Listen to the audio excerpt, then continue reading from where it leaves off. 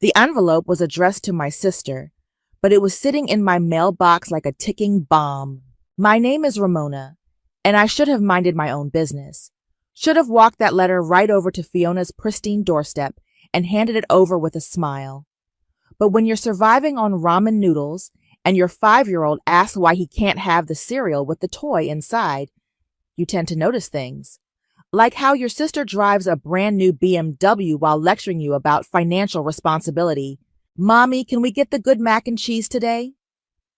Adrian tugged at my work uniform as we stood in the grocery store, staring at the wall of orange boxes.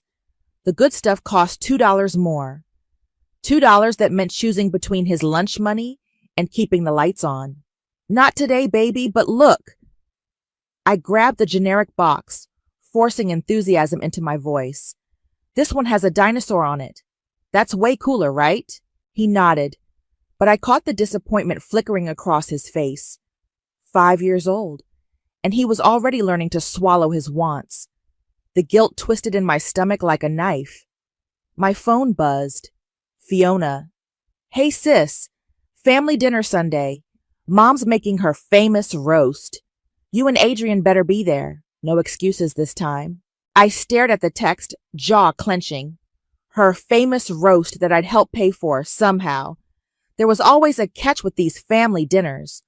Always some way I'd leave feeling smaller than when I arrived. Sunday came like a death sentence.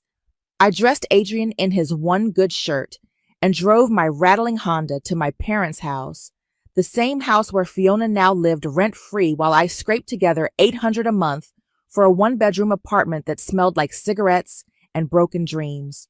Ramona! Mom's voice carried that particular pitch reserved for wayward children and disappointing investments. You're late. Traffic, I lied, unwrapping the store-bought pie I'd grabbed from the discount rack.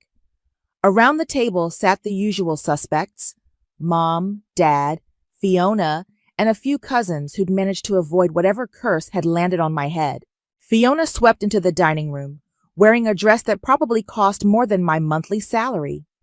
New jewelry caught the light as she moved, delicate gold pieces that whispered expensive in a way my Target earrings never could. Oh, Ramona. She pulled me into one of those hugs that felt more like a performance. You look tired. Are you sleeping enough? Hard to sleep when you work 2 jobs, I said, settling Adrian into his chair. Still at the diner? Dad's voice carried that familiar edge of disappointment. And the cleaning service? Someone has to pay the bills. Well, if Cruz wasn't such a deadbeat, Fiona started. Don't. The word came out sharper than I intended. Just don't. An uncomfortable silence settled over the table. Adrian looked between the adults, sensing the tension but not understanding it. My ex-husband had become the family's favorite villain, the convenient explanation for why I struggled while everyone else seemed to thrive. I'm just saying, Fiona continued, her voice dripping with practiced sympathy, it's not fair that you have to carry this burden alone. That man should be supporting his son. The others nodded in agreement. Poor Ramona, abandoned by her worthless husband. Poor Ramona, too proud to ask for help. Poor Ramona, making everyone uncomfortable with her obvious poverty. After dinner, Fiona cornered me in the kitchen while I helped with dishes. Here, she pressed an envelope into my hands. It's not much, but maybe it'll help with groceries this week. I opened it. $200. Enough to buy the good mac and cheese for a month, maybe catch up on the electric bill.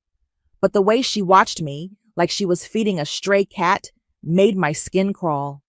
Thank you, I managed. We're family, she said, but something in her tone felt off. Rehearsed. We take care of each other. That night, I tucked Adrian into bed and sat in my kitchen, staring at the money. Family help always came with invisible strings attached, little reminders of my place in the hierarchy. But what choice did I have? I was sorting through mail the next morning when I found it, the envelope addressed to Fiona Richards, delivered to my box by mistake. The return address made my blood run cold. County Court Services, Child Support Division. My hands shook as I held it. This had to be a mistake. Cruz hadn't paid child support in 5 years.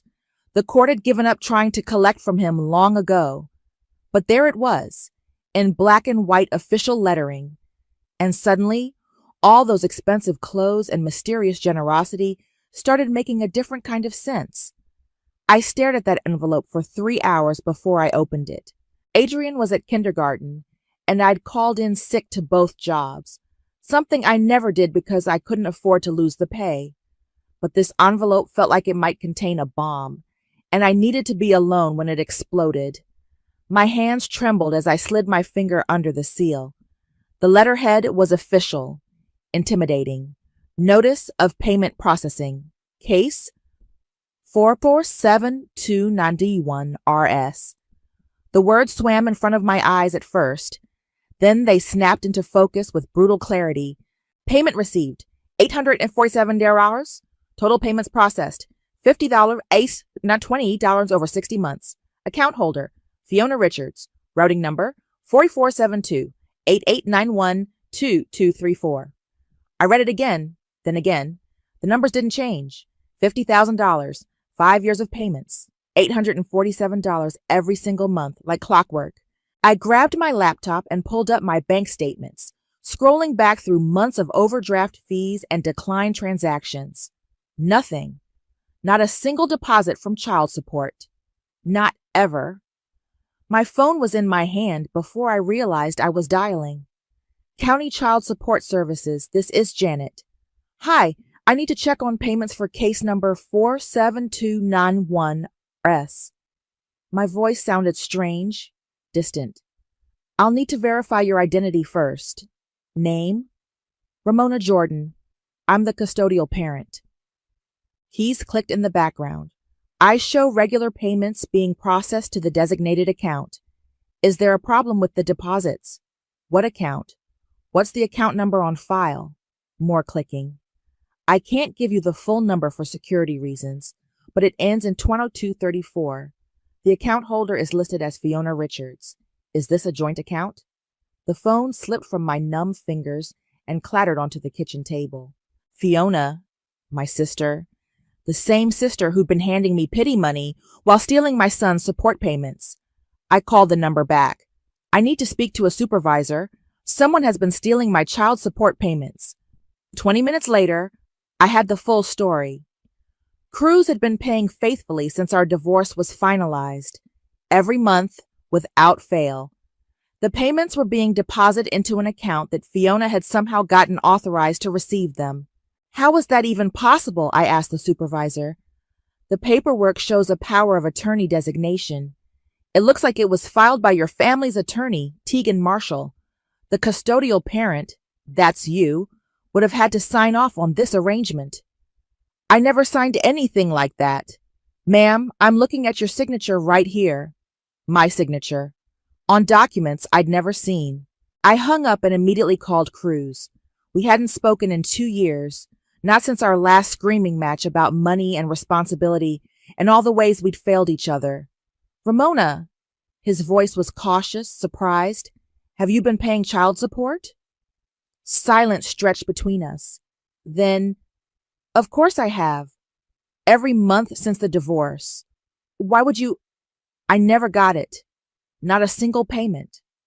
That's impossible. It comes right out of my paycheck. I have the stubs. Send them to me. All of them. Right now. Ramona, what's going on? Just send them. An hour later, my email chimed. 57 pay stubs, each showing a deduction for child support. $847 every single month. Money that should have kept us fed, housed, stable. Money that would have meant Adrian could have the good cereal, the name brand shoes, the security of knowing his mother wasn't drowning. I called Fiona. Hey sis, what's up?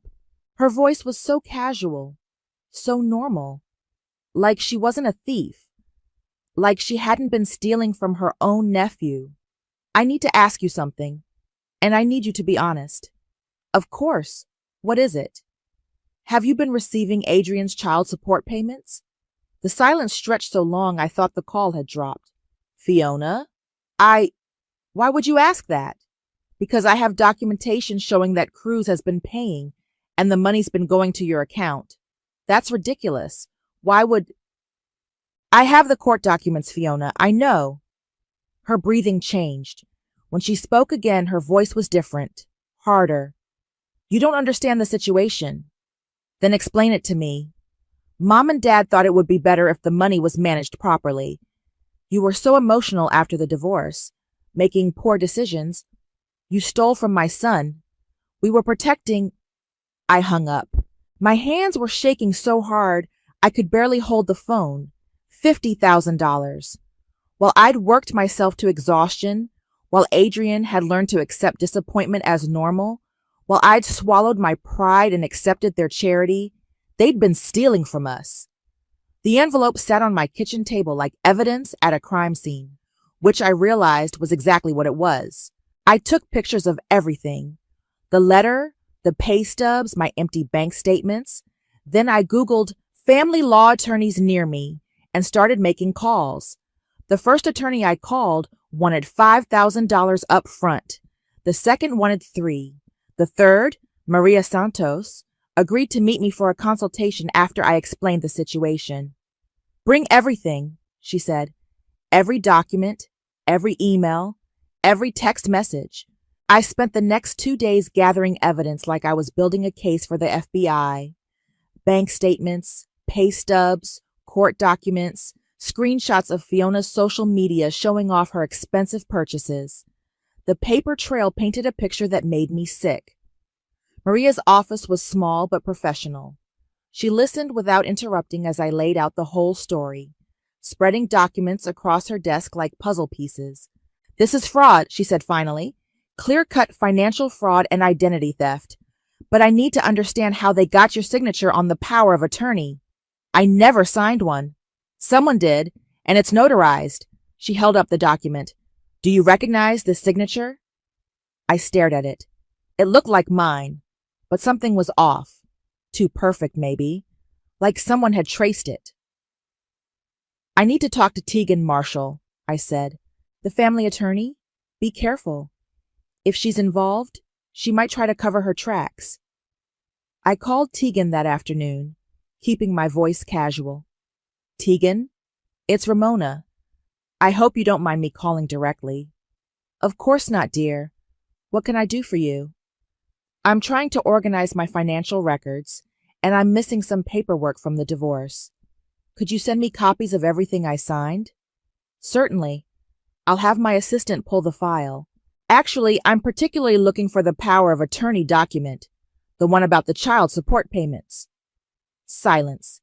Then, power of attorney? Yes, the one that authorized Fiona to receive the payments on my behalf. Ramona, let me check the file and call you back. She hung up. 20 minutes later, my phone rang. Ramona, I think there might be some confusion. I don't show any power of attorney in your file. But the court has one, with my signature and your notarization. Another long pause. I need to look into this. Can you come in tomorrow? I'll be there. That evening, Cruz called. I've been thinking about our conversation, he said. Something doesn't add up. When we got divorced, Fiona told me you didn't want to deal with me directly. She said you'd asked her to handle the support payments. She what?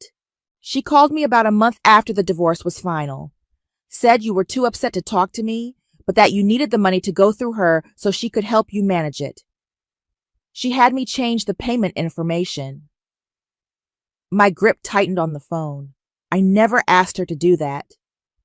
She said you were having trouble with bills, making poor decisions. She showed me some paperwork that looked official. What kind of paperwork? A letter from you asking her to help, and something that looked like a court document. Cruz, I never wrote any letter. I never asked for her help. Jesus, Ramona, what did she do? She stole from us for 5 years. The next morning, I sat in Tegan's office while she shuffled through files with increasing panic. I don't understand, she kept saying. This document, I don't remember notarizing this. But that's your stamp, your signature. Yes, but she pulled out a ledger. I keep records of everything I notarize. This date isn't in my book. So someone forged your notarization? It appears so. Ramona, I'm so sorry. I had no idea. Who had access to your stamp? Your office? Tegan's face went pale. Fiona helped me with filing sometimes. She had keys to the office. I need you to document this. Write down everything you just told me. Of course. And Ramona, I think you should call the police. I left Tegan's office with a signed statement and a growing sense of rage. Fiona hadn't just stolen money. She'd orchestrated an elaborate fraud, forging documents and manipulating everyone around her. My phone buzzed. A text from Fiona. We need to talk. Meet me at Mom and Dad's tonight. I stared at the message. She knew I was on to her. Instead of responding, I called Maria. I need to record a phone conversation. Is that legal? In this state, yes. As long as one party consents. That would be you. Good, because I think she's about to confess. I called Fiona back, hitting record on my phone app. Ramona, thank God. Look, I know you're upset, but you have to understand. Understand what? That you've been stealing from your nephew? It wasn't stealing. We were helping you. You were a mess after the divorce, making terrible decisions. Someone had to step in. By forging documents, by lying to Cruz, by letting me work 2 jobs while you lived off my son's money? You're being dramatic. We always made sure you had what you needed. $50,000, Fiona. You stole $50,000. We invested it. We were growing it for Adrian's future. Where is it now? Silence. Where's the money, Fiona? Some of it. We had expenses. The house needed repairs. And Mom's medical bills. You spent my son's money on house repairs? It's complicated, Ramona. You wouldn't understand. Try me. But she'd already hung up. I had it all on tape. The admission, the justification, the lies, everything I needed to destroy her. I needed to know who else was involved. Angela, my younger cousin, had always been the family observer. Quiet, watchful, but surprisingly perceptive. If anyone had noticed something off about Fiona's sudden wealth, it would be her. I found Angela at the coffee shop where she worked part-time while finishing her master's degree. She looked surprised to see me. Ramona, what are you doing here? I need to ask you something, and I need you to be completely honest with me. She glanced around the nearly empty shop, then poured herself a coffee and sat across from me. This sounds serious. Have you noticed anything strange about Fiona lately? Her spending, her lifestyle? Angela's eyes narrowed. Why are you asking? Just answer me, please. She stirred her coffee slowly, considering. She's been different, more flashy. Remember when she bought that BMW? She said it was a bonus from work, but I looked up her salary range online. Marketing coordinators don't make BMW money. What else? The vacation house in Cabo, the designer bags. She took Mom shopping last month and dropped $3,000 like it was nothing. Angela leaned forward. Ramona, what's going on? She's been stealing Adrian's child support payments for 5 years. Angela's cup clattered against the saucer. What? I showed her the documents, the recorded conversation, everything. She listened with growing horror. Oh my God, that's why you've been struggling so much. We all thought Cruz was a deadbeat. That's what she wanted everyone to think. But how did she... The paperwork? The legal stuff? Forged. She had access to Tegan's office, used her notary stamp. Angela sat back, processing. The family dinners, when she'd slip you money acting like she was being so generous. She was giving you back your own stolen money. Exactly. What are you going to do? I'm filing charges, but first, I need to know, do Mom and Dad know? Angela's face told me everything before she spoke.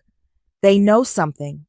Maybe not the details, but she pulled out her phone, scrolling through photos. Look at this. She showed me a picture from last Christmas. Fiona handing our parents an envelope, their faces lighting up with surprise and gratitude.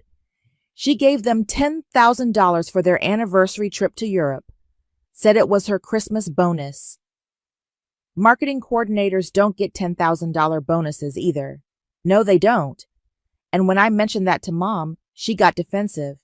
Said Fiona was doing well for herself and we shouldn't question family generosity. My phone buzzed, a text from an unknown number. Drop it, or you'll regret it. I showed Angela the message. Someone's scared, she said. Good. They should be. The next morning, I met with Maria to file the formal complaints. Fraud, identity theft, embezzlement. The charges were serious enough to put Fiona in prison. This will take time, Maria warned, and it's going to get ugly.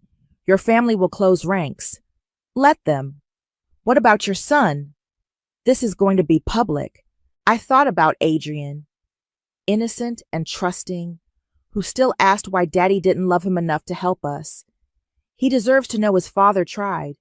He deserves to know someone fought for him. That afternoon, I picked Adrian up from school and took him for ice cream, the good kind with real chunks of cookie dough. He chattered about his day while I watched him, memorizing his smile before everything changed. Mommy, why are you sad? I'm not sad, baby. I'm just thinking. About what? About how much I love you and how I'm going to make sure you have everything you deserve. He nodded seriously, like he understood more than he should have to at 5 years old. My phone rang. Mom. Ramona, Fiona told me you've been asking questions about money. What's this about? Ask Fiona. She's upset. She says you're accusing her of terrible things.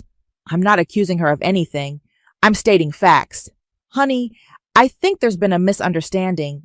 No misunderstanding, Mom. Just theft. Don't be ridiculous. Fiona would never. $50,000, Mom. She stole $50,000 from your grandson. Silence. That's impossible. I have the documentation. Bank records, court papers, recorded confessions. It's all real. Ramona, you need to calm down. You're obviously confused. I'm filing charges tomorrow. You can't be serious. Watch me. I hung up and immediately called Cruz. I need you to get a lawyer, I told him. We're going to court, and I need you to testify about how Fiona manipulated you into changing the payment information. Already done. My attorney says we have a solid case for fraud and that I might be able to recover damages too. Good, because this is war now. That evening, as I tucked Adrian into bed, he asked, Mommy, are we going to be okay? Yes, baby. We're going to be better than okay. Promise? I promise. But as I turned off his light, I found another note slipped under my front door. Last warning. Back off or face the consequences. I crumpled it up and threw it in the trash. They had no idea who they were threatening. The consequences were coming, all right. Just not for me. The family brunch invitation came 3 days later, handwritten on Mom's expensive stationery. Family gathering this Sunday. We need to discuss some concerns. Please come. Mom, I almost laughed. Concerns. Like I was the problem. I showed up with Adrian in tow, armed with a small recording device in my purse and a smile that could cut glass. The dining room buzzed with nervous energy. Mom, Dad, Fiona, Aunt Camila, and a few cousins I barely recognized anymore. Ramona, Mom's voice was too bright, too forced. We're so glad you came. Fiona sat at the far end of the table, her usual designer outfit replaced with something more subdued. She wouldn't meet my eyes. So, Dad cleared his throat, your mother tells me there's been some confusion about finances. No confusion, just theft. Aunt Camila gasped. Ramona, really? That's a serious accusation. It's a serious crime. Now, let's all calm down, Mom said, passing around mimosas like alcohol could solve fraud. I'm sure this is just a misunderstanding. $50,000 isn't a misunderstanding. Fiona finally spoke, her voice small. I was trying to help. Help yourself, you mean? That's enough, Dad snapped. Fiona has been nothing but generous to this family. With my son's money. Alleged money, Aunt Camilla interjected. We only have your word that... I pulled out my phone and played the recording of Fiona's confession. Her voice filled the room. We invested it. We were growing it for Adrian's future. The silence was deafening. Where's the money now, Fiona? I asked, loud enough for everyone to hear. She stared at her plate. Some of it was used for family expenses. What kind of expenses? The house needed a new roof, Mom's medical bills from her surgery, Dad's car repairs. I turned to my parents. So you did know? Mom's face crumpled. We thought... Fiona said you had agreed to let her manage the money, that you were having trouble with finances. And you believed that? You believed I would struggle to feed my son while letting my sister manage thousands of dollars? You were so angry after the divorce, Dad said defensively. So emotional. We thought maybe it was better... Better for who? For you? So you could take European vacations and buy new cars with my son's money? It wasn't like that, Mom whispered. Then what was it like? Fiona suddenly stood up, her chair scraping against the floor. Fine. You want the truth? Yes, I took the money, but I was protecting Adrian from you. The room went dead silent. Protecting him from me? You were a mess, Ramona. Drinking too much, crying all the time, making terrible decisions. Someone had to think about Adrian's future. I worked 2 jobs to support him while you bought designer handbags. I invested most of it. Where? Show me the investment accounts. Fiona's face went pale. It's complicated. Show me the accounts, Fiona. There were some losses. The market... You spent it all, didn't you? She sank back into her chair. Not all of it. How much is left? Maybe 8,000. 8,000 out of 50. I felt the room spinning. You stole $42,000 from a 5-year-old child. I was going to pay it back. When? After you bought another vacation home? Aunt Camilla cleared her throat. Perhaps we can work out a payment plan. No. I stood up, Adrian's hand in mine. We're past payment plans. I've already filed charges. The room erupted. Mom started crying. Dad started shouting. Cousins started talking over each other. Through it all, Fiona sat frozen, staring at me with something that looked like hatred. You can't be serious, Dad said. She's family. Family doesn't steal from children. Think about what this will do to the family name, Mom pleaded. The scandal... Should have thought about that before you spent my son's college fund on roof repairs. I picked up Adrian, who had been quietly coloring through the chaos. Mommy, why's everyone yelling? He whispered. Because sometimes adults make bad choices, baby. But we're going to make it right.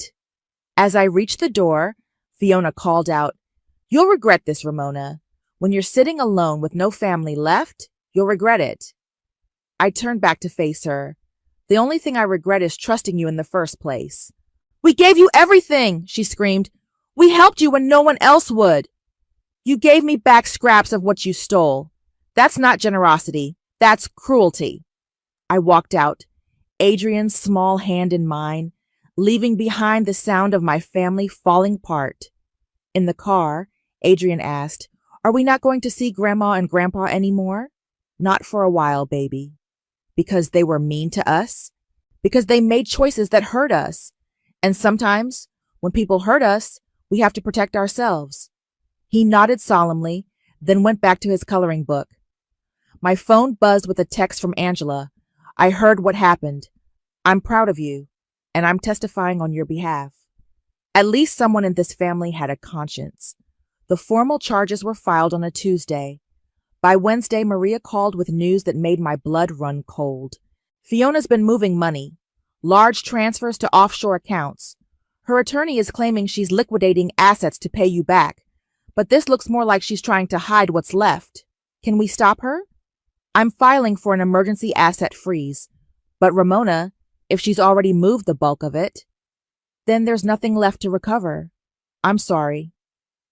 I hung up and immediately called the detective handling the case, Sarah Martinez. Detective Martinez, this is Ramona Jordan. I need to know, can Fiona leave the country? Not without surrendering her passport. Why? She's moving money offshore. I think she's planning to run. I'll look into it.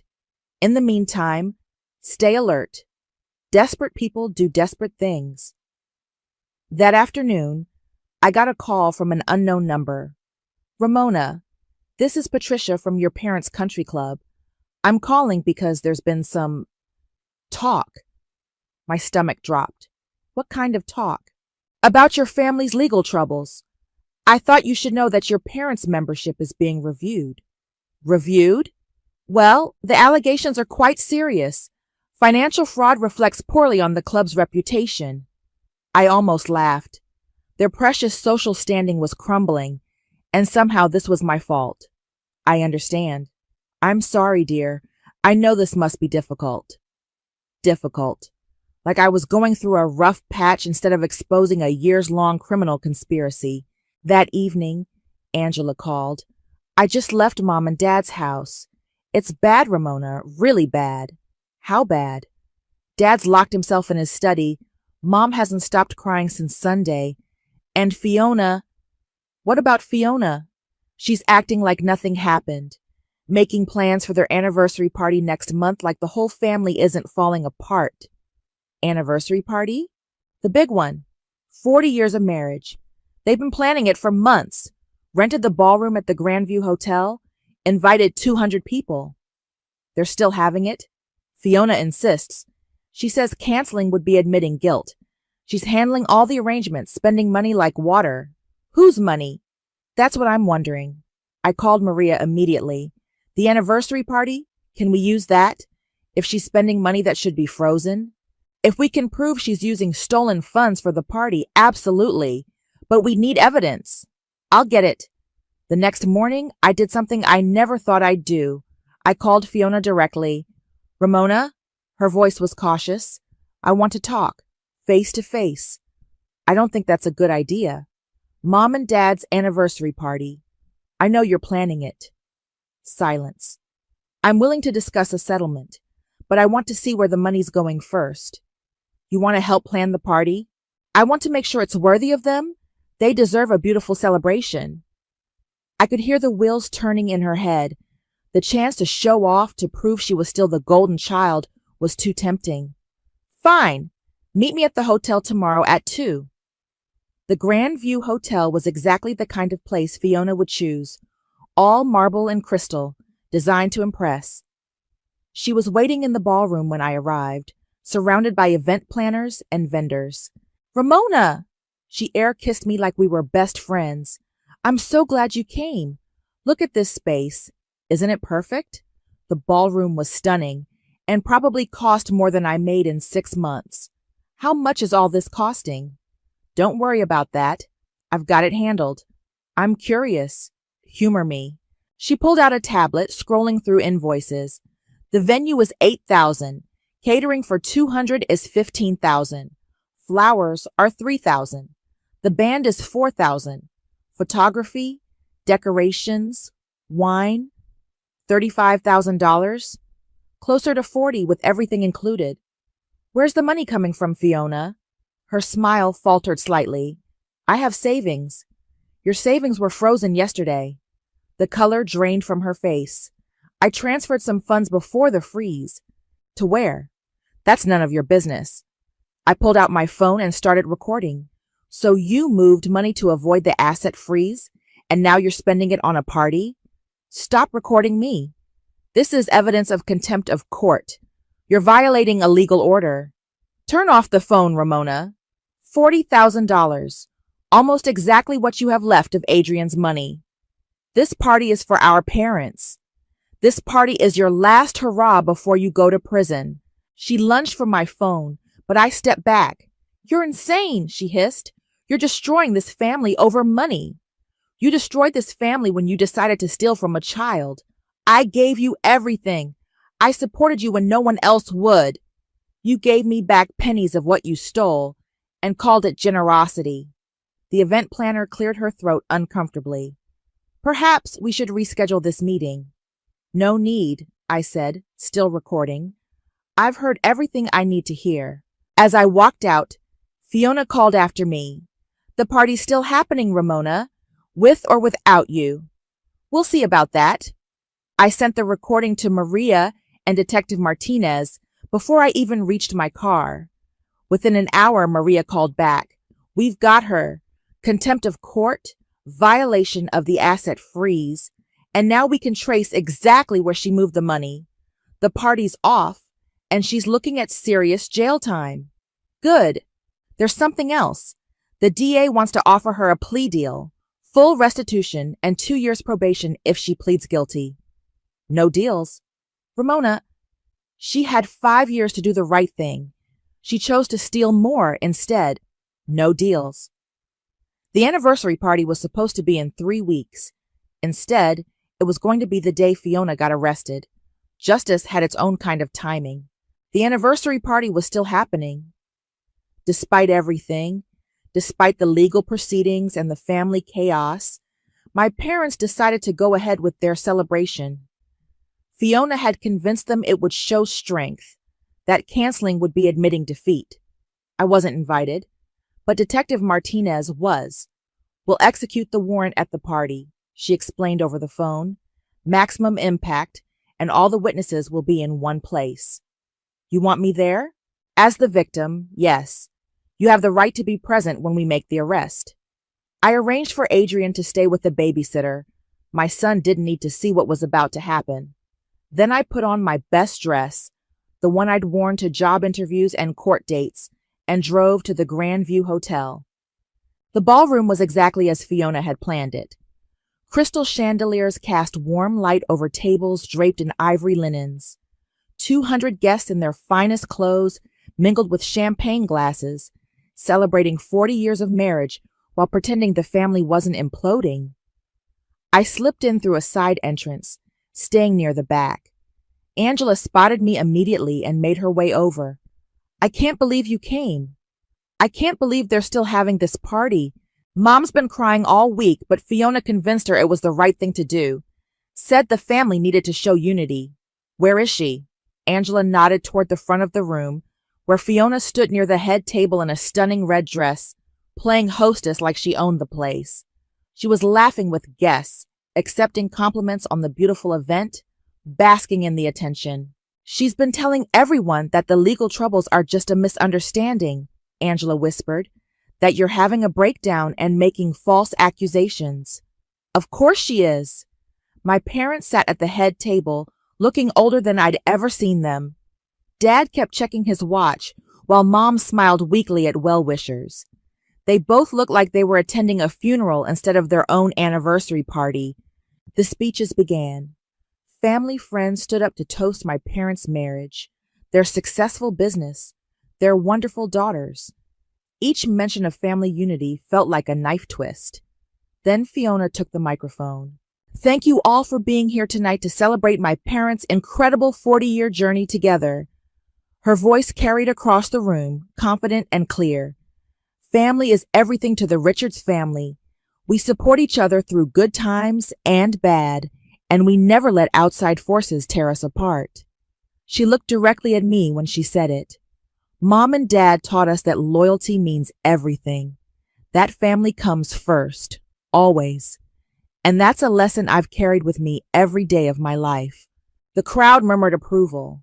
I felt sick. So please, raise your glasses to Miguel and Noelle Richards. The ballroom doors burst open.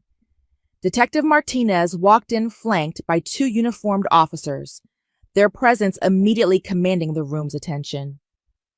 Conversations died mid-sentence. Champagne glasses froze halfway to lips. Fiona Richards? Detective Martinez's voice cut through the silence. Fiona's face went white.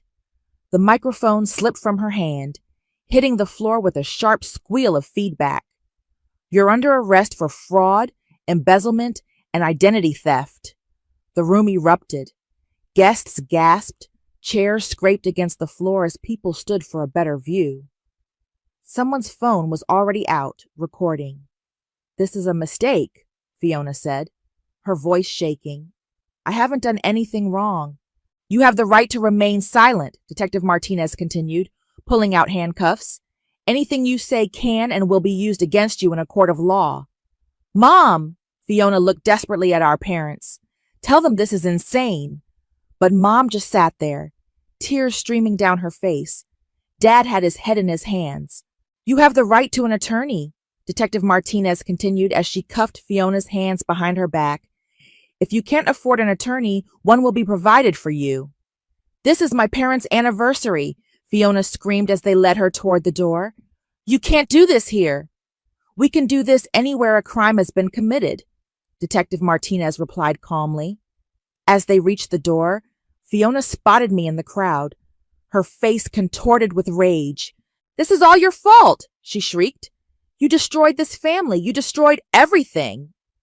The officers kept walking, but her voice carried back into the ballroom.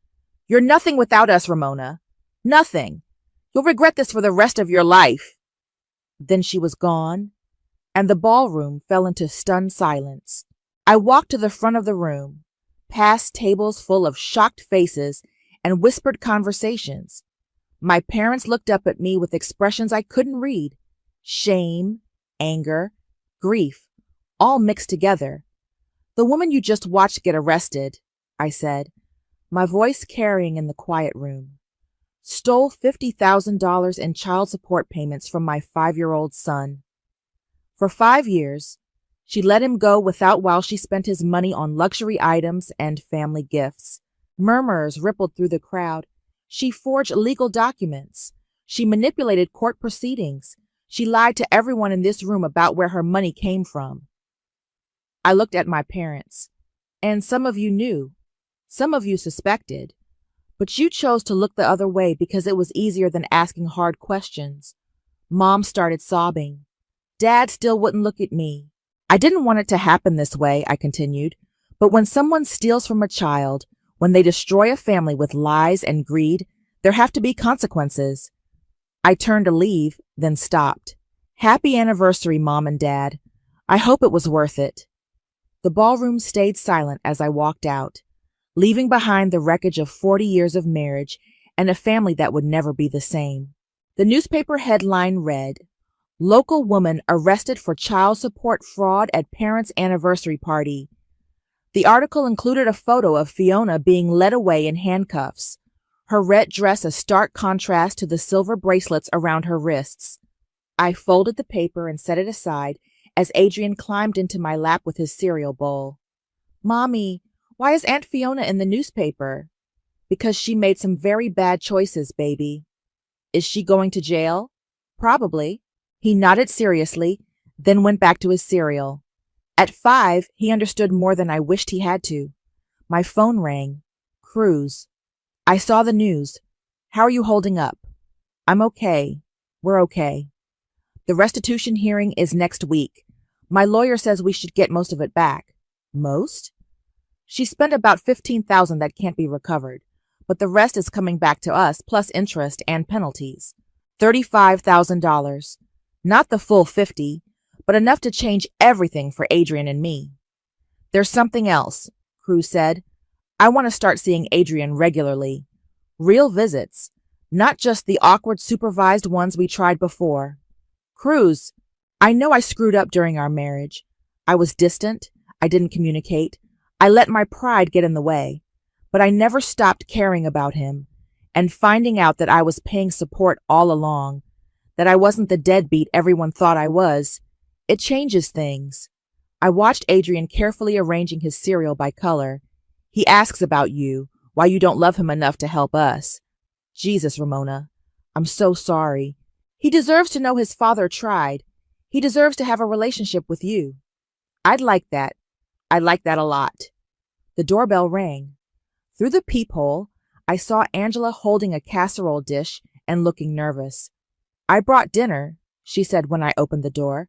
I wasn't sure if you were eating. Come in. She set the dish on my counter and turned to face me. I testified yesterday, at Fiona's arraignment. I heard.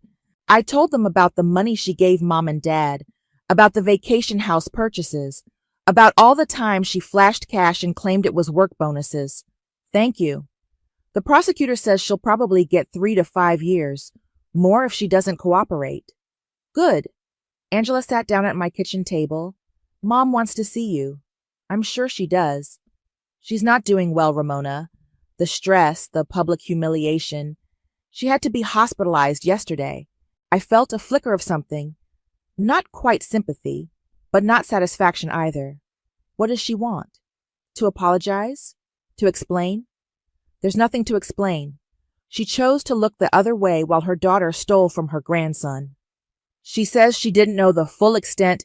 She knew enough. Angela sighed. What about Dad? What about him? He's lost everything. The business reputation, the country club membership, most of their friends.